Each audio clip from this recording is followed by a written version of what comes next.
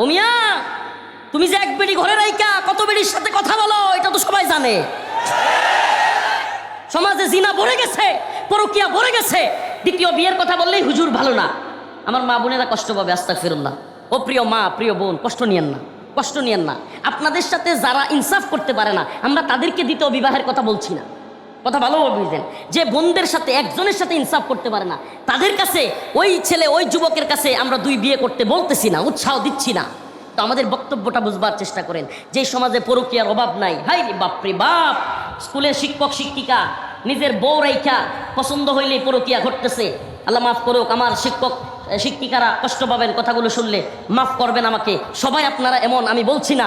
Colleague sweater গার্মেন্টসে চাকরি করে, একসাথে স্বামী স্ত্রী বাদ দিয়া অবৈধ মেলামেশা চলছে।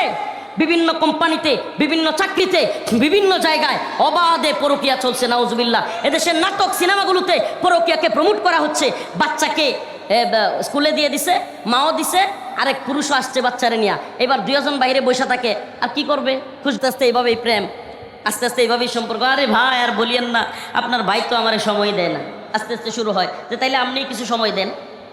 আস্তাগফিরুল্লাহ ওয়া আতুবু ইলাইহি। যাক, আল্লাহ তাআলা আমাদেরকে ক্ষমা করুক, বলেন আমিন। আমি আজকে মাসনার ওয়াজ করতে বসি নাই, কিন্তু কথা যেহেতু আসছে এই জন্য বলে ফেললাম। দেখেন, মাসনাটা কিংবা একাধিক বিয়েটা ইসলামী শরীয়তে জায়েজ অবশ্যই, কিন্তু প্রথম স্ত্রীর অধিকার আদায় করার সামর্থ্য থাকতে হবে। অধিকারের মাসআলা এগুলো মুফতিয়ানে কেরাম আছেন, তাদের কাছ থেকে জেনে নেবেন। প্রিয় ভাইরা আমার, যে কথা বলতেছিলাম মনে আছে? একটা মেয়ে, এই আপনারা কেউ ভিডিওটা দেখেন নাই? মেয়েটা বলতেছে আমার বয়ফ্রেন্ড আছে, এই জন্য আমি উৎসাহ পেয়েছি, আমার পরীক্ষা ভালো হয়েছে, সে আমাকে পড়াশোনায় উৎসাহ দেয়, সে আমার পড়াশোনা দেখায়া দেয়, আমাকে কোনগুলো কমন পড়বে এগুলো বলে দেয়, রাত্রেবেলায় বিশেষ ক্লাস করায়।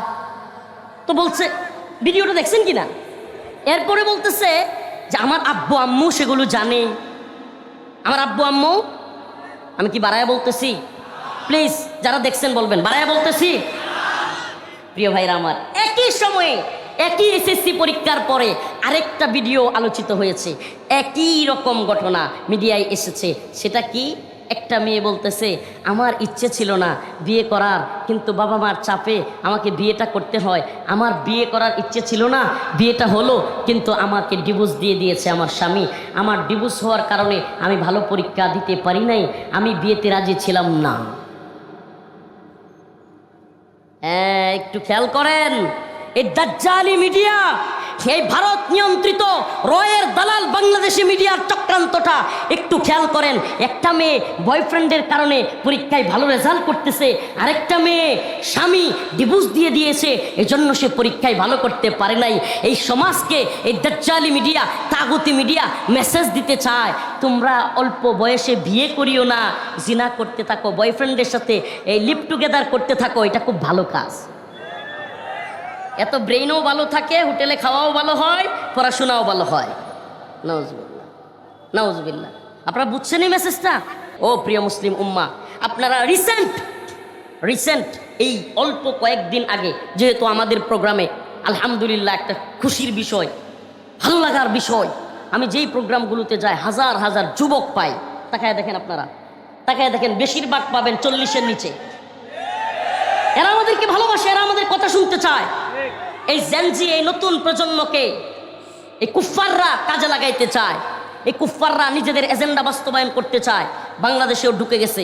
ছোট্ট আপনাদেরকে রিসেন্ট এই কিছুদিনের মধ্যে একটা ঘটনা আপনাদেরকে একটু দড়াইয়া দিলে আপনারা বুঝতে পারবেন কি পরিমাণ পশ্চিমা ষড়যন্ত্র আমাদের দেশে চলছে।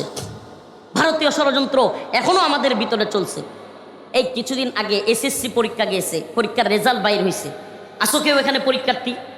এই প্রজন্মের এসএসসি পরীক্ষার রেজাল্ট এই কয়েকদিন আগে হইল না? আসেন কেউ? এই কারো কোনো প্রশ্ন করবো না বেটা, হাত তুল। প্রিয় ভাইরা হাত তুলেন, পিছনেও আছে মাশাআল্লাহ, হাত নামান। তোমরা যারা ভাই, প্রিয় ভাইয়েরা পরীক্ষার্থী, তারা এই কথা খেয়াল করবার কথা, কিংবা অন্যরাও হয়তো ভিডিওগুলো যেহেতু ভাইরাল হয়েছে খেয়াল করবেন। এসএসসি পরীক্ষায় একটা মেয়ে জিপিএ 5 পাইছে, A+ পাইছে। সে সাক্ষাৎকার দিতেছে মিডিয়ার সামনে, হাসতে হাসতে বলতেছে যে আমি পরীক্ষায় উত্তীর্ণ হয়েছি, আমার খুব ভালো লাগতেছে। তখন সাংবাদিক বলতেছে যে তুমি উত্তীর্ণ হইলা, এটার পিছনে কি কোনো কারণ আছে কিনা? বলতেছে আমার বয়ফ্রেন্ড আমাকে উৎসাহ দিয়েছে। আসতে বেটা, আস্তে আমি ওই হুজুর না যে বয়ফ্রেন্ড গার্লফ্রেন্ড কালচার নিয়ে মজা করব আর তোমরাও জি মজা নিবা। বেটা আল্লাহ যেটা হারাম করেছেন, যেটা কবিরা গুনাহ, এটা নিয়ে হাজার কি বলে মজা নেওয়ার মতো রুচি আলহামদুলিল্লাহ আমাদের নাই। কারণ শয়তান সবচেয়ে বড় সফল এই কাজে যে আমরা হারাম বিষয়টারে নিয়ে নর্মালাইজ করে ফেলছি, হারাম বিষয় নিয়ে মজা নেই। নাউজুবিল্লাহ, এটা তো হারাম। কিছু আলেম নামদারি লোক আছে, আল্লাহ এদেরকে ক্ষমা করুক, হেদায়েত দান করুক। এই ময়দানে দেখলাম গার্লফ্রেন্ড বয়ফ্রেন্ড কালচার বা বিভিন্ন ছেলে মেয়েদের ইস্যু নিয়া, রিলেশনের ইস্যু নিয়া খুব মজা করে কথা বলে, পোলাপানও মজা নেয়, হাসে, খুব ফুর্তি করে। বেটা বাটপার, এটা কি ফুর্তি করার বিষয়? আল্লাহ যেটা হারাম করছে এটা কিন্তু তোর কষ্ট লাগবার কথা ছিল, যে আল্লাহ কবিরা গুনাহ। গার্লফ্রেন্ড বয়ফ্রেন্ড কালচার এগুলো কি জিনা হচ্ছে। ওই গার্লফ্রেন্ড বয়ফ্রেন্ড কালচারের কারণে চিপাই চাপাই পার্কের চিপাই চাপাই গিয়া মেলামেশা করে ওই মেয়েটার গর্ভে বাচ্চা দিয়ে আসতেছে, ওই বাচ্চাটা মেন হলে ডাকনার মধ্যে ময়লার স্তূপের মধ্যে ফেলে আসতেছে। এটা নিয়ে আপনি হাসাহাসি করতেছেন? নাউজুবিল্লাহ, এটা কি হাসাহাসির বিষয়? আল্লাহ তাআলা আমাদের বুঝার তৌফিক দান করুন। শয়তানের সবচেয়ে বড় সফলতা কোনটা? যে আমরা হারাম বিষয়গুলোকে নর্মালাইজ করে ফেলছি। হারাম বিষয় নিয়ে যখন আমরা হাসি মজা নেই, কি এক সমাজ চালু হয়েছে। আস্তাগফিরুল্লাহ, গার্লফ্রেন্ড আছে বুক ফুলায় বলে, বন্ধুদের মধ্যে গিয়ে গর্ব করে, এই গার্লফ্রেন্ড ফোন দিচ্ছে সর। আরে বাবা, মানে এই ধরনের একটা কালচার তৈরি হয়ে গেছে। আস্তাগফিরুল্লাহ। অথচ বিয়ের ক্ষেত্রে বাপ মার কাছে যাইতে ভয় পায়। হ্যাঁ বেটা, বিয়ের ক্ষেত্রে বুক ফুলায় যাওয়ার কথা ছিল, এটা হালাল, এটা বৈধ, আমি বিয়ে করবো। আল্লাহ বলছে ফানকিহু মা তাবা লাকুম মিনান নিসা মাসনা ওয়া থুলাথা ওয়া রুবা। আল্লাহ বলছেন 2টা 3টা 4টা। আল্লাহ শুরুই করছে 2টা থেকে। কোরআনের আয়াত আল্লাহ শুরু করছে কয়টা থেকে? মানে উল্টায় ফেলছে আয়াতের বিষয়টাকে। আল্লাহ মাফ করো, অনেকে উল্টায় ফেলছে। আল্লাহ তাআলা শুরুই করছে ফানকিহু মা তাবা লাকুম মিনান নিসা, তোমরা বিবাহ করো। ফানকিহু, তোমরা বিয়ে করো। আল্লাহ বলতেছেন মা তাবা লাকুম মিনান নিসা, মহিলাদের মধ্য থেকে যাকে পছন্দ হয়। মাসনা শুরু করছে কয় থেকে? এই যে এখন জেনারেলরা অনেকে অবাক, কিরে কয় কি হুজুর? হ্যাঁ, আল্লাহ পাক শুরু করছে কয় থেকে? 2, ওয়া থুলাথা 3, ওয়া রুবা 4। এরপরে আল্লাহ বলছে যে যদি সামর্থ্য কম থাকে, আর্থিক সামর্থ্য, শারীরিক সামর্থ্য, পরিচালনার সামর্থ্য, স্ত্রীদেরকে কি বলে সম বন্টনের সামর্থ্য, এগুলো যদি না থাকে, তারপরে কইছে আল্লাহ একটা কথা কয় না, আমি মনে হয় বুঝাইতে পারি নাই সুস্পষ্টভাবে। এটা কোনো তাফসির সুবহানাল্লাহ, এটা একবারে সুস্পষ্ট তর্জমা করলেও বোঝা যায়। কোরআন বলতেছে ফানকিহু মা তাবা লাকুম মিনান নিসা, তোমরা মহিলাদের থেকে যাকে পছন্দ হয় 2টা, মাসনা ওয়া থুলাসা 3টা, ওয়া রুবা 4টা। এরপর আল্লাহ বলছে যে না, যদি তোমরা মনে করো যে তোমরা সমবন্টন করতে পারবা না, তাদের হক সঠিকভাবে পালন করতে পারবা না, তাইলে একটা নিয়ে সন্তুষ্ট। এখন আমরা কি বানাই ফেলছি? একটাই করতে হবে, বেশি করা যাবে না। যেসব আলেমরা মাসনা থুলাসা নিয়ে কাজ করে, এদেরকে আমরা ইসলামের শত্রু, দালাল, বাটপার। আপনাদেরকে আরেকটা মেসেজ দেই, আরো ভালোভাবে বুঝবেন। রিসেন্ট এই যে জুলাই সনদের স্বাক্ষর হইল অল্প সময়ের মধ্যে, জুলাই সনদের স্বাক্ষরের মধ্যে আপনারা একটা বিষয় ফলো করছেন কিনা, যেই ছাত্ররা আন্দোলন করলো, যারা 1 দফা ঘোষণা করলো, যারা 9 দফা ঘোষণা করলো, এরা কেউ সাইন করে নাই, এরা কিন্তু জুলাই সনদের অনুষ্ঠানে ছিলও না। জানেন এটা?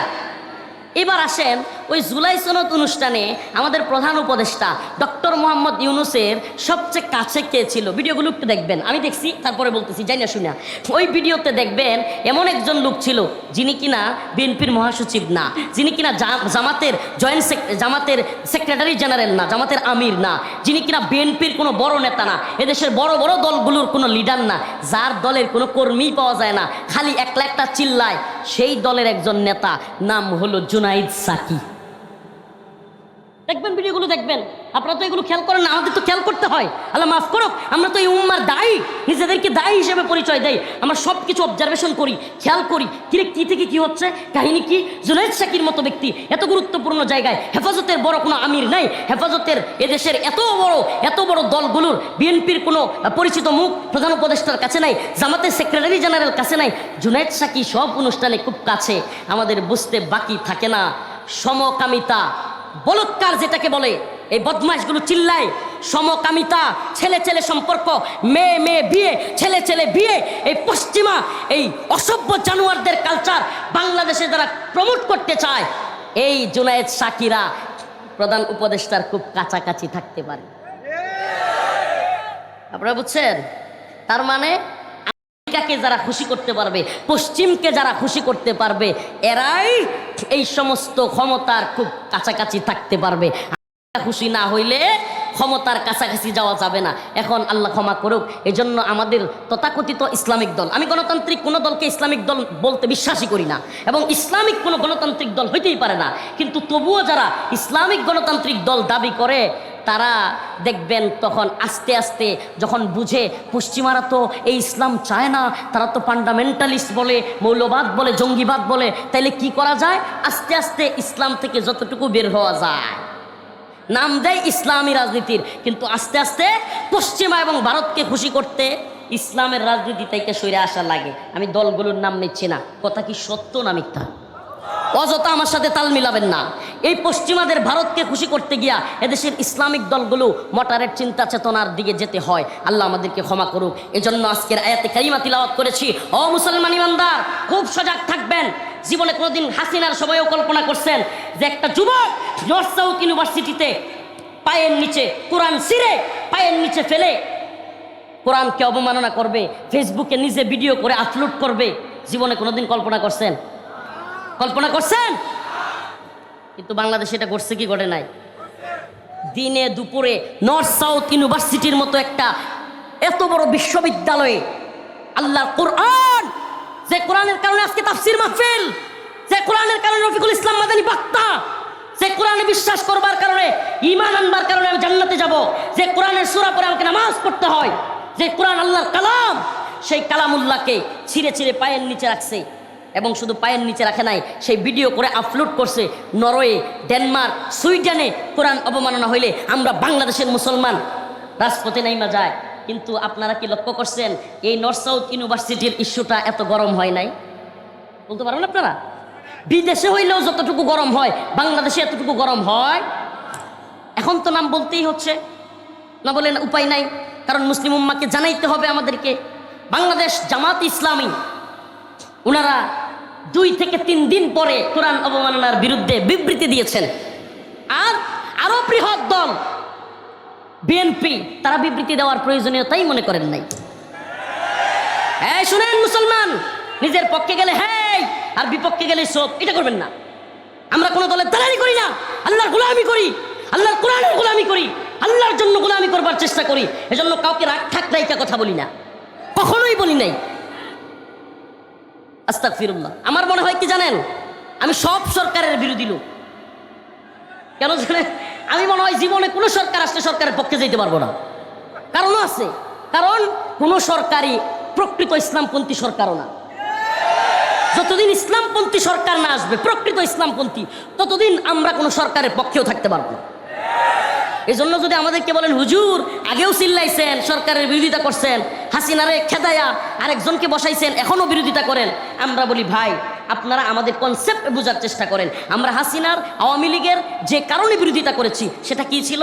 এদেশের আলেম ওলামাদেরকে গ্রেফতার করা, এদেশের মানুষের উপর জুলুম, খুন, গুম, খুন, নির্যাতন করা, বিরোধী দলীয় মানুষকে আয়না করে তৈরি বইরা দেওয়া, কিংবা ভারতের গোলামি করা। আমাকে বলেন একই কাজ যদি এখন অন্য কোনো দলের লোকেরা করে, অন্য কোনো সরকার করে, আমরা কি বিরোধিতা করব না? বলেন করব না? আর যদি কেউ না করে বুঝবেন এগুলো হইল আওয়ামী লীগের সময় রাজনৈতিক কারণে বিরোধিতা করছে, এরা ইসলামের পক্ষের লোক ছিল না। আবারও বলতেছি, এরা কি ছিল না? আওয়ামী লীগের লোকেরা। ওই দিন একটা ভিডিও দেখলাম, কিছু লোক ফেসবুক লাইভে এসে বলতেছে যখন শেখ হাসিনা গজেশ্বরে মা দুর্গা আসলে দেশে নাকি ফুলে ফসলে ভরে যায়, এই কথা বলছিল। পুরি বাবা বাংলাদেশের এই হুজুররা, হেফাজত জামাত বা বিভিন্ন দলের আইরে কি স্লোগান, হাসিনা কাফের হয়ে গেছে, এই হয়ে গেছে, সে হয়ে গেছে। এখন তো দেখি এই মোল্লারাই মন্দিরে গিয়া পাহারা দেয়, এই মোল্লারাই রোজার পূজা এক কইরা বলে, এই মোল্লারাই দেবী দুর্গার শক্তির কথা বলে, এখন তারাই মন্দিরের দারোয়ান হয়ে গেছে। প্রিয় ভাইরা আমার, বন্ধুগণ আমার, এই জায়গায় ব্যালেন্স রাখবেন, এই জায়গায় স্পষ্ট ব্যালেন্স রাখতে হবে। মনোযোগ দিয়ে শুনেন, অযথা কথা বলিয়েন না প্রিয় ভাই, মনোযোগ দিয়ে একটু শুনবার চেষ্টা করেন। যদি কেউ মূর্তির পক্ষ নেয়, ইসলাম বিরোধী ভারতের পক্ষ নেয়, কোরআন বিরোধী দুশ্মনদের পক্ষ নেয়, তাইলে আগেও বিরোধিতা করছেন, এখনো করবেন না এখন চুপ থাকবেন? তাইলে আমার প্রশ্ন, এইবার চুপ হয়ে গেলেন কেন? এইবার চুপ করে গেলেন কেন? এবার এত আন্দোলন হইল না কেন? প্রিয় ভাইরা আমার, বন্ধুগণ আমার, এই ব্যাপারে হুঁশিয়ার থাকবেন, খুব সতর্ক থাকবেন। এদেশে ইসলামের নাম বলে মুসলমানদের ইমোশনকে কাজে লাগিয়ে যারা এই কথা বলবে তাদের থেকে সাবধান থাকবেন। এরা দেশ জাতিকে, এই উম্মাহকে ভালোবাসে না। এরা কখনো পশ্চিমাদের গোলামি করে, এরা কেউ রাশিয়ার গোলামি করে, এরা কেউ কেউ চীনের গোলামি করে, এরা কেউ কেউ ভারতের গোলামি করে। কিন্তু আমরা মুসলমান, আমরা একমাত্র গোলামি করি কার? আল্লাহর গোলামি করেন তো। পশ্চিমা এজেন্ডা, সমকামিতা। পশ্চিমা এজেন্ডা কি? সমকামিতা। এই এজেন্ডা বাংলাদেশে বাস্তবায়ন হইতে দিবেন? বলেন, বাস্তবায়ন হইতে দিবেন? আমাদের ছেলেরা মেয়ে হয়ে যাক, আমাদের ছেলেরা নিজেদের বিসিগুলো কেটে ফেলে দেখ, ট্রান্সজেন্ডার হয়ে যাক। এই মতভেদ, এই ট্রান্সজেন্ডার যদি বাংলাদেশে কেউ আবির্ভাব করতে চায়, প্রতিষ্ঠিত করতে চায়, আপনারাও কি এটার পক্ষে থাকবেন? বলেন, পক্ষে থাকবেন? এদেশের সমস্ত জুলুমের বিরুদ্ধে আমরা ঐক্যবদ্ধ আছি ইনশাআল্লাহ। বলেন না ইনশাআল্লাহ? আলহামদুলিল্লাহ। একটা শুকরিয়ার বিষয় বলে যাই, আমি অনেক খুশি হয়েছি, আমার খুব ভালো লেগেছে। আজকের দিনটা খুব গুরুত্বপূর্ণ একটা দিন, শুধু বাংলাদেশ নয়, এশিয়া মহাদেশের ইতিহাসে 15 জন সেনাবাহিনীর সর্বোচ্চ কর্মকর্তা একত্রে মামলার জন্য অ্যারেস্ট হইয়া কারাগারে প্রেরণ হওয়ার ইতিহাস বাংলাদেশের আগে এশিয়া মহাদেশে কোথাও ছিল না। ট্রাইব্যুনালে হাজির হয়েছে, তাদেরকে অ্যারেস্ট করা হয়েছে। এখন অ্যারেস্ট করছে, কিন্তু তাদেরকে নিয়ে গেছে শীতাতপ নিয়ন্ত্রিত এসি বাসে কইরা। এটাতে অনেকে সমালোচনা করতেছে। আবার তাদেরকে যেখানে রাখা হবে অস্থায়ী কারাগার, শুনলাম সেটাও নাকি শীতাতপ নিয়ন্ত্রিত এসি দেওয়া। ইন্নাল হামদুলিল্লাহ নাহমাদুহু ওয়া নাস্তাঈনুহু ওয়া নাস্তাগফিরুহু ওয়া নু'মিনু বিহি ওয়া নাতাওয়াক্কালু আলাইহি ওয়া নাউযু বিল্লাহি মিন শুরুরি আনফুসিনা ওয়া মিন সাইয়্যাতি আ'মালিনা من يهده الله فلا مضل له ومن يضلل فلا هادي له ونشهد أن لا إله إلا الله وحده لا شريك له أما بعد فقد قال الله تبارك وتعالى في كلامه المجيد وفرقانه الحميد أعوذ بالله من الشيطان الرجيم بسم الله الرحمن الرحيم يا أيها الذين آمنوا لا تتخذوا اليهود والنصارى أولياء بعضهم أولياء بعض ومن يتولهم منكم فإنه منهم إن الله لا يهدي القوم الظالمين صدق الله مولانا العظيم وصدق رسوله النبي الكريم ونحن على ذلك من الشاهدين والشاكرين والحمد لله رب العالمين সকলে একটু দুরূদ শরীফ পড়ি اللهم صل على محمد وعلى آل محمد كما صليت على إبراهيم وعلى آل إبراهيم إنك حميد مجيد اللهم بارك على محمد وعلى آل محمد كما باركت على إبراهيم وعلى آل إبراهيم إنك حميد مجيد কাশর কেন্দ্রীয় জামে মসজিদ ও হাফেজিয়া কওমি মাদ্রাসা, কাশর সরকারি প্রাথমিক বিদ্যালয় মাঠ প্রাঙ্গণ, হবিরবাড়ি, বালুকা, ময়মনসিংহের আজকের এই ইসলামী মহাসম্মেলনের সম্মানিত উলামায়ে কেরাম, মুরব্বিয়ান আযম, প্রিয় যুবক ভাইরা, স্নেহের ছোট ভাইরা, পর্দানিশীন শ্রদ্ধা মা ও বোনেরা, উপবিষ্ট আছেন সম্মানিত অতিথিবৃন্দ, আমার স্নেহের ছোট ভাইরা সহ আরও অনেকেই, আল্লাহ রব্বুল আলমিনের দরবারে লাখো কোটি শুকরিয়া যে মহান রব্বুল আলমিন আপনাকে আমাকে কোরআন সুন্নাহ থেকে কিছু কথা বলবার এবং শুনবার জন্য এই না গরম না ঠান্ডা, না বৃষ্টি না কুয়াশা এবং প্যান্ডেল খোলা, ছাদ খোলা আকাশে, এত সুন্দর মনোমুগ্ধকর পরিবেশে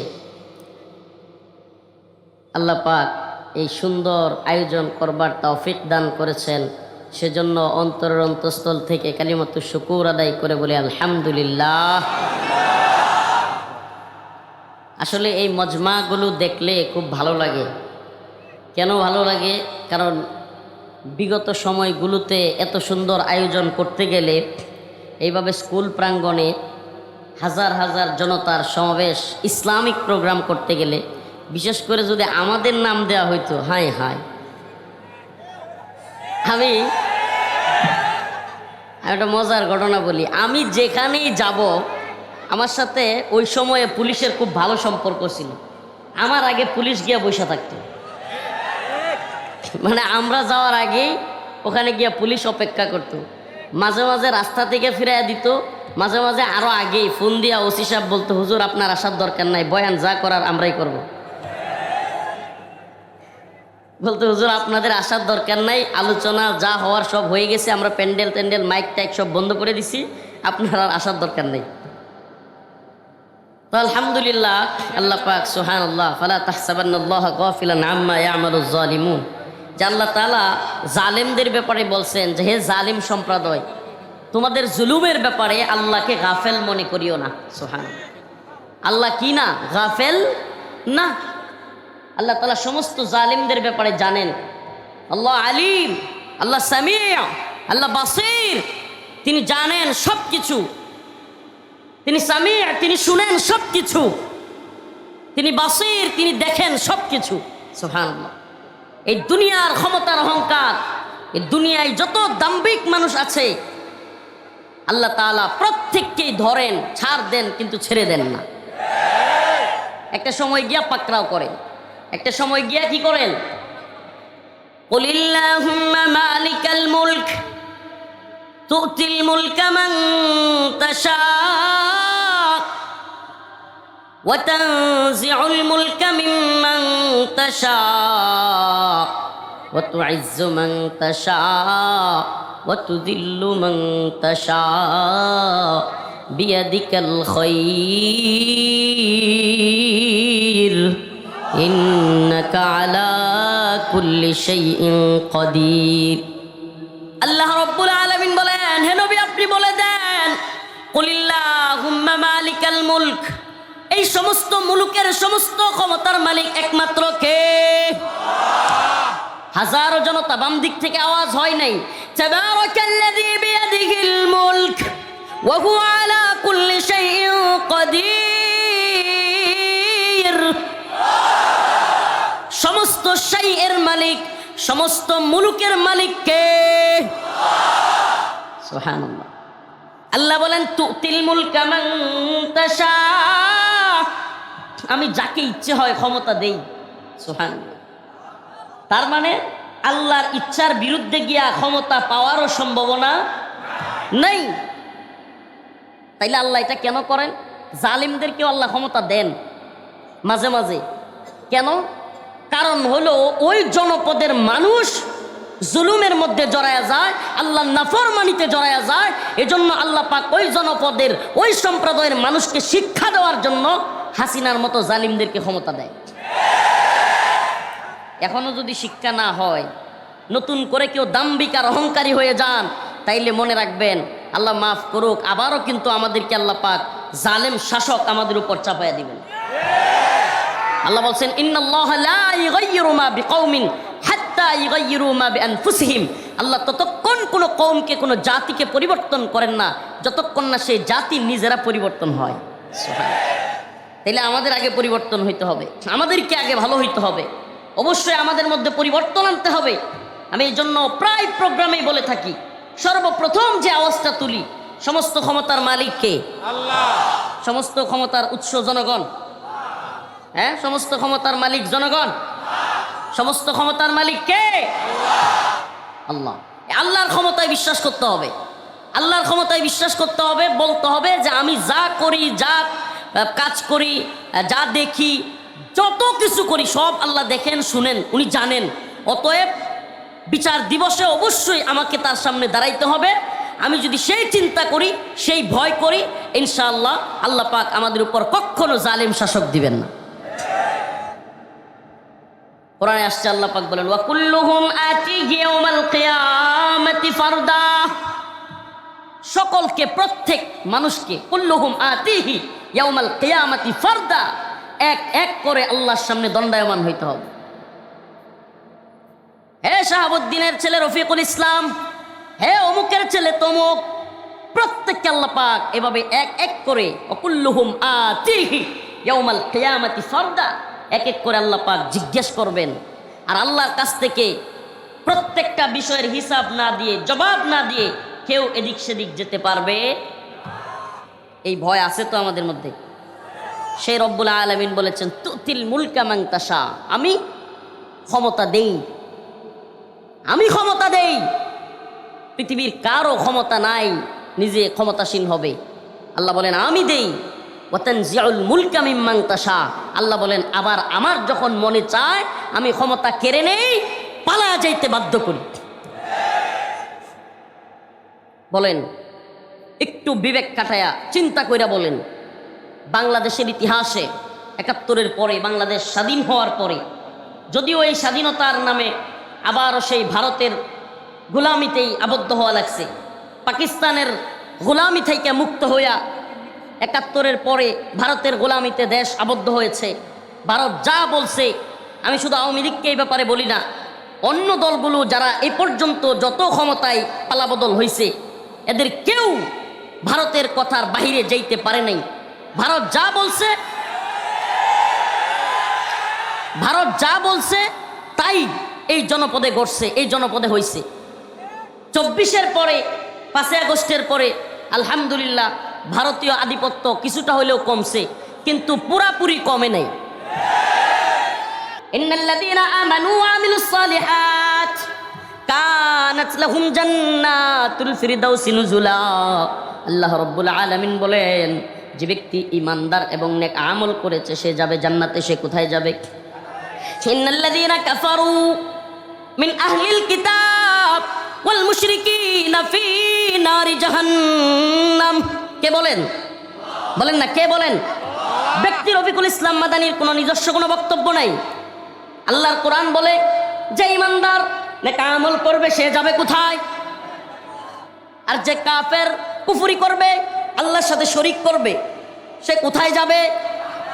ফি নারি জাহান্নাম। তাহলে আল্লাহর বক্তব্য এটা যেই হোক, যত উদারপন্থী হোক, যত দরদি হোক, মানবতাবাদী হোক, মানবাধিকার কর্মী হোক, যেই হোক, মুসলিম ছাড়া অন্য সবাই জাহান্নামে যাবে। এই আকীদা ইসলামের, এই আকীদা মুসলমানদের।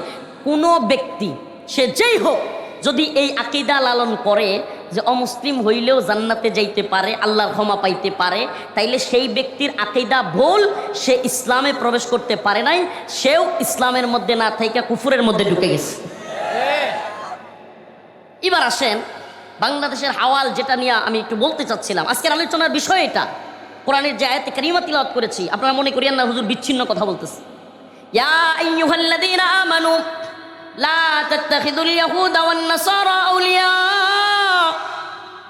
বা'দুহুম আউলিয়াউ বা'দ। আল্লাহ রাব্বুল আলামিন ইমানদারদেরকে বলেন, হে ইমানদারগণ, হে মুমিন মুসলমান, লা তাত্তাখিযুল ইয়াহুদ ওয়ান নাসারা আউলিয়া, তোমরা ইহুদি এবং খ্রিস্টানদেরকে বন্ধু বানায়ো না। কি করিও না? ইহুদি খ্রিস্টানদেরকে বন্ধু বানায়ো না। এটা কে বলেন? আল্লাহ বলেন লাতাজিদান্না আশাদ্দান নাস আদাওয়াতাল লিল্লাযীনা আমানুল ইয়াহুদা ওয়াল্লাযীনা আশরাকু। আল্লাহ বলেন মুমিনদের ব্যাপারে পৃথিবীতে মানুষদের মধ্যে মুমিন মুসলমানদের সবচাইতে শত্রু হিসেবে, কথা ভালোভাবে খেয়াল করবেন, মুমিন মুসলমানদের সবচাইতে বড় শত্রু হিসেবে পৃথিবীতে আল্লাহ বলেন যাদেরকে তোমরা পাবা এর মধ্যে অন্যতম হলো ইহুদি। আমি আপনাদেরকে একটা কথা বলি, আমাদের কনসেপ্ট ক্লিয়ার থাকা চাই। আপনারা খেয়াল করবেন, শেখ হাসিনাকে এই সেনাবাহিনীর এই কর্মকর্তারা বিজিবি মানে বিডিআর বা BGB, police, RAB, DGFI, NSI সব মিলেও আল্লাহ পাক যখন এই জালেমকে শায়েস্তা করতে চাইছেন, বাংলার জনগণ এই দেশে নাইমা শায়েস্তা করছে কি করে নাই? তাইলে এখন এই কয়েকটা সেনাবাহিনীর জেনারেলকে ভয় পাওয়ার এদেশের জনগণের টাইম আছে? বলেন টাইম আছে? যদি এদেরকেও কেউ রক্ষা করবার চায়, সে যত বড় ক্ষমতাধর হোক, বাংলাদেশের জনগণকে নিয়ে ইনশাআল্লাহ আমরা আবারও রাজপথে নেমে তাদেরকে উচিত জবাব দিব ইনশাআল্লাহ। রাজি আছেন তো ইনশাআল্লাহ? আমরা তো ওই ধরনের লোক না যে আমরা করে ডাক দিয়া পরে নিজেরা হাওয়া হয়ে জমকা। আমরা কি এরকম লোক মনে হয়? আলহামদুলিল্লাহ সব সময় চেষ্টা করছি সবার আগে থাকবার। আলহামদুলিল্লাহ চেষ্টা করছি, প্রয়োজনে হয়তো আমরা শহীদ হয়ে যেতাম, কিন্তু আল্লাহ পাক বাঁচায় রাখছে। আল্লাহ তাআলার কাছে কারাগারে থেকে একটা দোয়া করতাম, আল্লাহ, অনেকেই বলতো মজা কইরা, হুজুর হাসিনা বাইসা থাকতে আর বাইরে হওয়া লাগতো না, মজা করে দুষ্টামি করে বলতো কারাগারে, মানে কষ্ট দেওয়ার জন্য। আওয়ামী লীগপন্থী যেগুলো, হুজুর হাসিনা বাইসা থাকতে আর বাইরে হওয়া লাগবে না। তখন আমরা বলতাম সুবহানাল্লাহ, আল্লাহর কোরআন তো আমাদের সামনে ছিল, আল্লাহ রসুলের হাদিস সামনে ছিল, বলতাম যে আল্লাহ ছাড় দেয় কিন্তু ছেড়ে দেয় না। অচিরে আল্লাহ এমন পরিণতি করবে, তোমরাও দেখবে আমরাও দেখব। অপেক্ষা করো সেই দিনের। আল্লাহ তাআলা দেখাইছে, আল্লাহ তাআলা এমন দেখাইছে সুবহানাল্লাহ, যে হাসিনা রান্না করা খাবার হাঁসের মাংস খায়া যাইতে পর্যন্ত পারে নাই। এই বিটকে সারি চুরি গহনা যেগুলো চুরি জারি করছিল এগুলো নিয়েও যেতে পারে নাই। আল্লাহ তাআলা আমাদেরকে কবুল করুক, বলেন আমিন। মঞ্জুর করুক, বলেন আমিন। অতএব আমাদের বক্তব্য ক্লিয়ার, আমরা এদেশে কোনো বিদেশি এজেন্ডা বাস্তবায়ন হতে দিব। আমার আজকের আলোচনার মৌলিক বিষয়টা, আমরা ইহুদি খ্রিস্টানদেরকে বন্ধু বানাবো না। ইহুদি খ্রিস্টানদেরকে বন্ধু যারা বানাবে, এই সমস্ত মুনাফিক যে দলের হোক, আমরা তাদেরকেও প্রতিহত করব। রাজি আছেন ইনশাআল্লাহ? আল্লাহ বলছে মুমিনদের সবচেয়ে কঠিন শত্রু হলো কাফেররা। আমরা কাফেরদেরকে অবশ্যই মুসলিমদের শত্রু হিসেবে গণ্য করব। বলবেন হুজুর আমাদের অঞ্চলে নিরীহ যে সমস্ত অন্য ধর্মাবলম্বী আছে তাদের ব্যাপারে বক্তব্য কি? তাদের ব্যাপারে বক্তব্য ক্লিয়ার, সাবধান, তাদের বাড়ি ঘরে হামলা করা যাবে না, তারা তাদের ইবাদত করবে, তাদের ব্যাপারে আমাদের কোনো বক্তব্য নাই। কিন্তু যদি ইসলামের বিরুদ্ধে শত্রুতা করে, যদি আপনারা শুনেছেন কিনা গতকাল রাতে বুয়েটে, বাংলাদেশের সবচাইতে বড় বিদ্যাপীঠের একটা, আমাদের মুসলিম মেয়েকে ধর্ষণ করবার হুমকি দেয় ওপেনে একটা ছেলে, তাকে পুলিশ গ্রেফতার করেছে। একে শুধু গ্রেফতার করলে হবে না, এদেরকে আইনের আওতায় আনতে হবে। গাজীপুরের 13 বছরের আশামণি ছোট্ট মেয়েকে হিন্দু যুবক 3-4টা মিলে আমাকে বলেন, নর্মাল অন্য ধর্মাবলম্বী আর আমাদের মুসলিম বোন করে এরা কি এক হইল? আমরা কি এদের শাস্তি চাইবো না? শুধু শাস্তি না, যদি আইন এদেরকে হেফাজত করতে চায়, আল্লাহ না করুক আমরা আইন তুলে নিতে বাধ্য হব। দর্শকের ঠিকানা এই জমিনে, দর্শকদের ঠিকানা এই জমিনে। আল্লাহ তাআলা আমাদের সবাইকে বুঝার এবং আমল করার তৌফিক দান করুক, বলেন আমিন। আরো জোরে বলেন আমিন। আমার বিদায় নিতে হচ্ছে, আমার হুজুরদের সাথে কথা ছিল আমি 10টার পরপরই চলে আসবো, 10টায় বসায় দিবেন, 11টার আগে আমার বিদায় দিবেন। হুজুররা আমাকে একটু দেরি করায় ফেলছে, তবু আমি 11:15 পর্যন্ত কথা বললাম। আমার আরেকটা প্রোগ্রামে যেতে হবে, আমি আপনাদের কাছে খাস দোয়া চেয়ে বিদায় নিচ্ছি। ইনশাআল্লাহ দেখা হবে ময়দানে, দেখা হবে বিপ্লবে জালেমদের বিরুদ্ধে। নাসরুম মিনাল্লাহ ওয়া ফাতহুন করিব। আসসালামু আলাইকুম ওয়া রাহমাতুল্লাহি ওয়া বারাকাতুহু।